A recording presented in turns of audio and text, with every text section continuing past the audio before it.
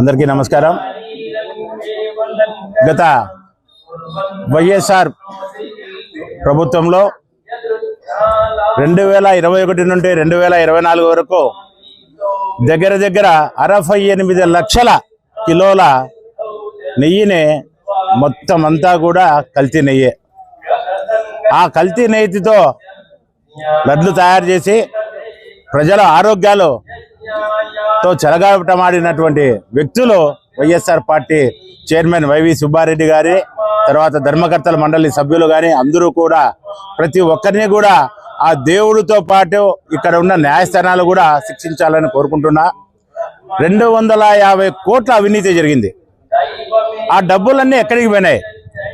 అవి వైవి సుబ్బారెడ్డి దగ్గర ఉన్నాయా? వైఎస్ జగన్మోహన్ రెడ్డి దగ్గర ఉన్నాయా? ఎక్కడికి చేరినాయి అవి? గతంలో ఇట్లాగే వైఎస్ రాజశేఖర రెడ్డి కూడా 7 కొండల వాడికి 7 కొండలు ఎందుకో 2 కొండలు అయితే చాలదా అని మాట్లాడి అవహేళన చేసిన వాడు ఆ రోజు ఏమైపోయినాడో ఒకసారి ఆలోచన చేయండి. అలాగే ఈరోజు లడ్డునే కల్తీ నెయ్యితో తయారు చేసి ప్రజలకు పంచిన మీకు కూడా ఏ గతి పడుతుందో మేమైతే చెప్పలేము. కానీ ఆ దేవుడైతే 7 కొండల వాడు ఎవరిని క్షమించబోడు అని నేను ఈ ప్రజాముఖంగా తెలియజేస్తున్నాను. తెలుగుదేశం పార్టీ జాతీయ అధ్యక్షులు నారా చంద్రబాబు నాయుడు గారి ఆదేశాల మేరకు, అదేవిధంగా అనంతపురం అర్బన్ ఎమ్మెల్యే అయినటువంటి దగ్గుబాటి ప్రసాద్ గారి సూచనల మేరకు ఈరోజు అనంతపురంలో ఇక్కడ హౌసింగ్ బోర్డులో ఉన్న వెంకటేశ్వర స్వామి గుడిలో ఆలయంలో శుద్ధీకరణ చేయడం జరిగింది.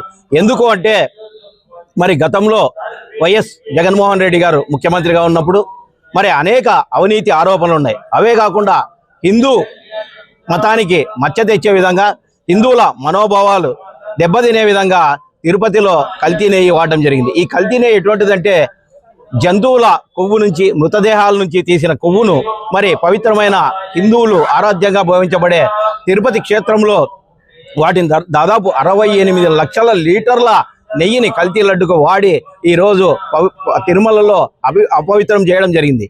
గతంలో కూడా మీ నాన్నగారు అయినటువంటి వైఎస్ రాజశేఖర రెడ్డి గారు మరి 7 కొండలను 2 కొండలే అని చెప్పి ఏ విధంగా జరిగిందో ప్రజలందరికీ తెలుసు.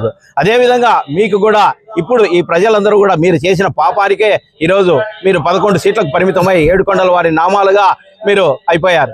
మరి అదేవిధంగా ఇప్పటికైనా బుద్ధి తెచ్చుకొని మరి ఎక్కడైతే హిందువులు పూజించబడుతున్నారో ఈ భారతదేశం అంతా కూడా హైందవ సాంప్రదాయానికి కట్టుబడి ఉందో ఆ మత పరిరక్షణలో కావచ్చు, ఆ హిందూ మత భావాలను దెబ్బతీసే విధంగా కావచ్చు, మరి పరిగణిస్తే తీవ్రంగా మీరు ప్రజాక్షేత్రంలో దెబ్బతినాల్సి వస్తుంది.